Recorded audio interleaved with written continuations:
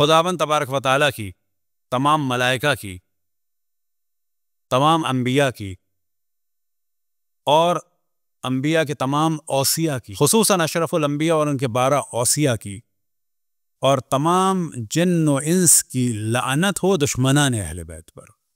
اور مومنین کو اہل بیت سے دور کرنے کی جو بھی سازش کرتا اس پہ بھی لعنت ہو۔ خلافت کے جو پہلے کینڈیڈیٹ تھے وہ انصار میں سے تھے، یاد رکھیں، سعد ابن عبادہ، اور پھر ثقیفہ میں وہاں پر مہاجروں نے پاور حاصل کر لی، مہاجر موومنٹ آگے آ گئی، اور نتیجہ یہ ہوا کہ سعد ابن عبادہ جو ہے ویسے ہی بیمار تھے، ان کی پٹائی وغیرہ بھی لگی، کیا کہہ دی، مار پیٹ ہوئی باقاعدہ۔ یہ پورا تفصیلی موضوع ہے، لیکن کمال کی بات یہ ہے کہ بعد میں وہ مار بھی دیے گئے، پہلے کینڈیڈیٹ مار دیے گئے۔ اب معلوم کس نے مارا؟ کہتے ہیں جنہوں نے مار دیا، خفیہ ایجنسی، جنہ اس زمانے میں خفیہ ایجنسی جن، جنہوں نے مار دیا۔ یہ آپ کو تعجب ہوگا کہ پہلے خلیفہ جو ہوتے رہ گئے ہمارے وہ انصار میں سے تھے، جناب سعد ابن عبادہ، وہ مار دیے، جنہوں نے مار دیا سیکرٹ ایجنسی میں۔ اب یہ چیز ذہن میں رکھیں تو ایک ہستی ہیں کہ جن کا لقب ہے مؤمن طاق، طاق میں نے خیر کہہ دیا، طاق، دشمنان اہل بیت کہتے ہیں شیطان الطاق۔ اب یہ جو بات کرتے ہیں کہ جی ان کے پسندیدہ افراد کی توہین ہوگی تو سزا ہوگی، یہ جو آپ کے بڑوں نے امام جعفر صادق کے شاگرد کو اہل بیت کی خدمت میں لقب دے دیا شیطان الطاق، اس کا کیا حساب؟ اب اگر آپ کہتے ہیں یہ صحابہ میں سے نہیں ہے تو کوئی بات نہیں، تو کہا جائے کہ اگر ہم آپ کے ان چاروں بڑے فقہا میں سے کسی کو کہہ دیں تو کیا ہوگا؟ قانون آپ صحابہ کا بنانا چاہ رہے ہیں نا، تو یہ 4 بڑے فقہا تو صحابہ میں نہیں ہیں۔ ہمارے لیے تو جناب حضرت مومن طاق ایسے ہی ہیں جیسے آپ کے صحابہ۔ اور بات ہے کہ ہم لوگوں نے بھی اپنا کیس ذرا ویک کیا ہوا ہے، حضرت ابو طالب کا پورا دفاع کرنا چاہیے، لیکن یاد رکھیں کہ ہم حضرت ابو طالب کو مسلمان منوانا چاہ رہے ہیں ان لوگوں سے جنہوں نے حضرت عبداللہ کو مسلمان نہیں مانا، یعنی والد ماجد رسول اللہ کو، جنہوں نے والدہ رسول اللہ کو مسلمان نہیں مانا۔ تو ہمیں تو کہنا چاہیے کہ پہلے رسول اللہ کے والد اور والدہ کو تو مسلمان مانو، کہ جن کے پیٹ میں جن کے صلب میں 25 سال نور رسالت رہا، جن کے شکم میں 9 مہینے نور اور وجود رسول اللہ رہا، تم انہیں مسلمان نہیں مانتے؟ 2 منٹ جنہوں نے دیکھ لیا ان کے جناب مومن طاق کو کہا جاتا ہے، یہ لوگ کہتے ہیں شیطان الطاق۔ اچھا کہتے کیوں ہیں تو آپ سمجھ لیں کہ وہ صحیح معنی میں ان سے چھیڑ چھاڑ کرتے تھے۔ ان میں سے کسی نے کہا کہ مولا امیر المومنین کے بارے میں کہ انہوں نے شور کیوں نہیں مچایا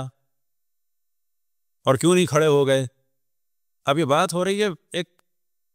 ایسی کہ جس میں کہا جائے کہ اب اس کا جواب دینا ہے تو وہ جواب جو ہے اگر آپ پڑھ لیں نا تو آپ کو سمجھ میں نہیں آئے گا کہ یہ کیا کہہ دیا انہوں نے، جب تک سعد ابن عبادہ کا کیس پتہ نہ ہو۔ تو جناب مومن طاق سے کسی نے کہا کہ حضرت علی خود کیوں نہیں کھڑے ہو گئے، تو جناب مومن طاق نے رضوان اللہ تعالی علیہ ان کے درجات کی بلندی کے لیے بر محمد والے محمد صلوات،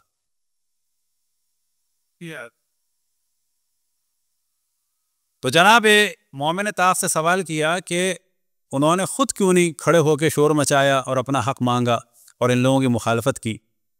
تب جن کو سعد ابن عبادہ کا واقعہ معلوم نہیں ہوگا تو وہ نہیں سمجھ پائیں گے۔ تو جناب مومن طاق نے کہا حضرت علی کو ڈر تھا جن نہ، آپ یہ ایسے ہی پڑھیں گے تو آپ کو سمجھ میں نہیں آئے گا، جب تک کہ پتہ نہ چل جائے کہ اس زمانے تک سعد ابن عبادہ کے قتل کو اس طرح سے مشکوک دیکھا جاتا تھا کہ جی جنہوں نے مار دیا، اور وہ بھی کہیں داستان بنائی جاتی ہے کہ جی کہ بیابان میں کہیں جو ہے وہ رفع حاجت کر رہے تھے، بالکل وہی جو گاؤں دیہات میں ہوتا ہے کہ جی وہ فلانی محترمہ نے بال کھول کے درخت کے نیچے بیٹھ گئی، جن آ گیا، اور فلانا آدمی جو ہے وہ بیابان سے گزرا تو اس کے اوپر جن سوار ہو گیا۔ تو سعد ابن عبادہ کے لیے یہی داستان بنا کہ ان کو مار دیا۔ صلوات پڑھیں بر محمد و آل محمد۔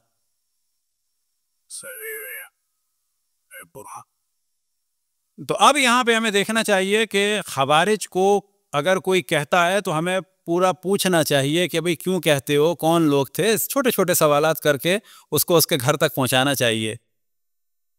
اور جب یزید کو کوئی کہے تو وہاں پر بھی سمجھ لینا چاہیے کہ یزید کو تو کہہ رہے ہیں، لیکن یہ صرف یہ بتانا چاہ رہے ہیں کہ جی ہم بھی برا کہتے ہیں امام حسین کے قاتلوں کو، لیکن امام حسین کے جو قاتل تھے نا وہ بالکل وہی والی مثال تھی، گاڑی گڈھے میں یا کہیں ہو جائے تو نہ ایک سے اٹھتی ہے، نہ دو سے، نہ تین سے، نہ اس کے بعد والوں سے، بالآخر ایک دم سے جب 15-20 ہوتے ہیں تو اٹھتی ہے۔ تو یزید علت تامہ نہیں تھا۔ امام حسین کی شہادت 61 ہجری میں اچانک نہیں ہوئی، بیزنٹائن امپائر یا رومن امپائر یا انڈین امپائر یا چائنا کے امپائر یا جاپان کے، یہ 50 سال، جو سب سے اہم چیزیں سمجھنا چاہیے، شہادت امام حسین 50 سال کا، کل انشاءاللہ اس موضوع میں کہ 50 سال کا نتیجہ ہے تو کچھ ایک دو چیزیں بیان کریں گے، لیکن مؤمنین کو کبھی دھوکہ نہیں کھانا چاہیے۔ محکم ہونا چاہیے کہ امام حسین کی شہادت کوئی ایک دفعہ میں اچانک کام اور کسی ایک آدمی کا کام نہیں ہے، اور یہ بھی جان لینا چاہیے کہ یہ کام آگے بھی ہو رہا ہے ہر اس آدمی کے ذریعے سے کہ جو اہل بیت پر ڈھائے جانے والے جرائم کو چھپا رہا ہے یا ان کی تعویل کر رہا ہے یا ماننے کے بعد بھی ماننے کو تیار نہیں ہے۔ تو یہی وہ لوگ ہیں، اسی قسم کے وہ لوگ تھے کہ جن کی وجہ سے اہل بیت پر مصائب بڑھتے چلے گئے، بڑھتے چلے گئے، بڑھتے چلے گئے،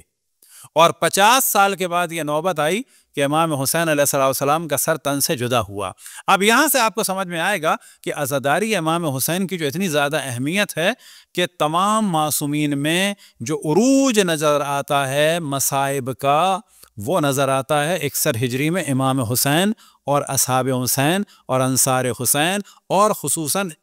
ان کے اہل بیت کے ساتھ، اور ان میں بھی خصوصاً حضرت زینب اور حضرت ام کلثوم کے ساتھ۔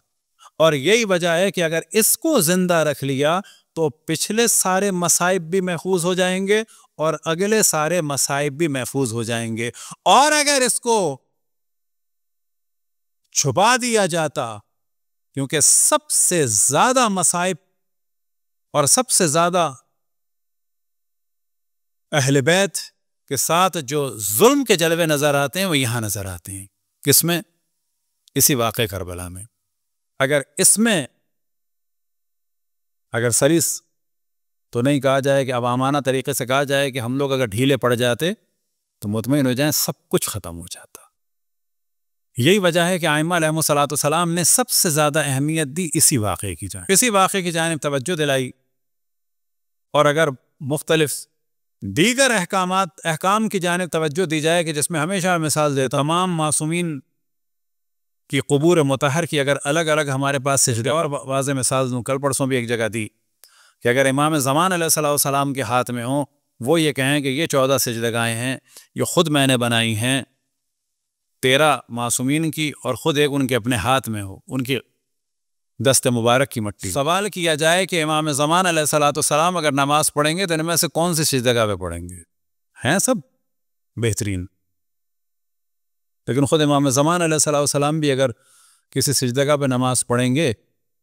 بے حکم امام جعفر صادق علیہ السلام اور دیگر ائمہ علیہم السلام کے مطابق، یا ائمہ کی تعلیمات پر عمل کرتے ہوئے، جائز ہے، وہ تو سب پہ جائز ہے، وہ تو ہر مٹی پہ جائز ہے، ہر پتھر پہ جائز ہے، لیکن فرض کریں کہ ایک قبر مطہر رسول اللہ صلی اللہ علیہ وسلم کی ہو، ایک قبر مطہر جناب سیدہ سلام اللہ علیہ کی ہو، کہ جس کا ہمیں علم ہی نہیں ہے، اسی وجہ سے ہم نے کہا کہ امام زمان علیہ السلام فرمائیں کہ یہ میری جدہ حضرت فاطمہ سلام اللہ علیہ کے قبر مطہر کی مٹی ہے، کسی کو بھی علم نہیں ہے، مجھے علم ہے، میں نے خود بنائی ہے۔ اور پھر مولا امیر المومنین امام حسن، امام حسین، امام زین العابدین، امام محمد باقر، امام جعفر صادق، امام موسیٰ کاظم، امام رضا، امام محمد تقی، امام علی نقی، امام حسن عسکری، اور خود ان کے دست مبارک کی ہو۔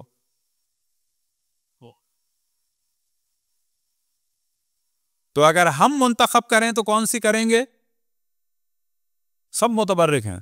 اور نماز تو کسی پہ بھی جائز ہے، جو باہر بھی پاک مٹی اس پہ بھی جائز ہے، پتھر پہ بھی، لکڑی پہ بھی، بات ہو رہی ہے ان میں سے کس کو منتخب کیا جائے گا؟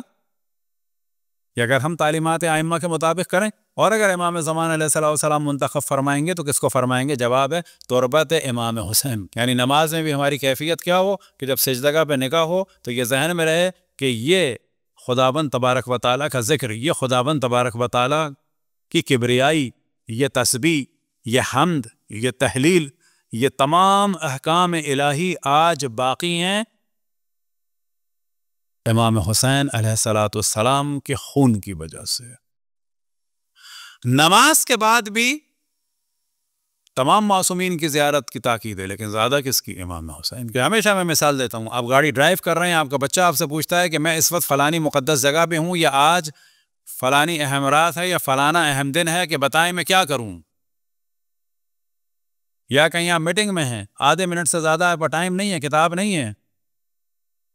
اس کا جواب کیا ہے؟ اس کا جواب یہ ہے، ایک غسل کر لو، ایک 2 رکعت نماز پڑھ لو اس دن کی نیت سے، اور کیا؟ کوئی بھی بڑا دن ہو، کوئی بھی بڑی رات ہو، کوئی بھی اہم جگہ ہو، تیسرا عمل کیا ہے؟ زیارت امام حسین۔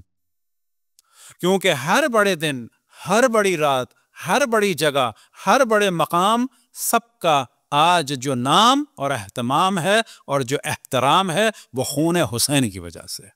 اور ایک گزارش جو ہم نے پہلے کی تھی، اس کو دوبارہ کر دیں کہ ہماری گفتگو رہے گی واقعات کربلا سے ریلیٹڈ مختلف موضوعات کی، کہ جن کو زیادہ تفصیل سے یا تو بیان کرنا ہے، چاہے وہ فرد ہو، چاہے وہ جگہ ہو، چاہے وہ کوئی نام ہو، اور اسی قسم کے موضوعات۔ لیکن گزارش ہے کہ کربلا ہی سے ریلیٹڈ اگر کچھ سوالات ہوں، یا ان کے علاوہ بھی ہوں کہ جن کی بڑی ضرورت مومنین کو ہو، تو وہ آج بھی اور کل بھی اور اس کے بعد بھی لکھ کے دیں، پھر جو مناسب لگا، تاکہ ایک تسلسل چلتا رہے، تو ان موضوعات کو ڈسکس کریں گے، کیونکہ بعض سوالات بچیوں کے ذہن میں ہوتے ہیں، بچوں کے ذہن میں ہوتے ہیں، کچھ کنفیوژنز ہوتی ہیں، تو اب کیونکہ آخر کی مجالس چل رہی ہیں تو بہتر ہے کہ ان موضوعات کو ڈسکس کیا جائے، اور ساری کمیونٹی ہی اور جو سننے والے ہیں وہ ایک طرح سے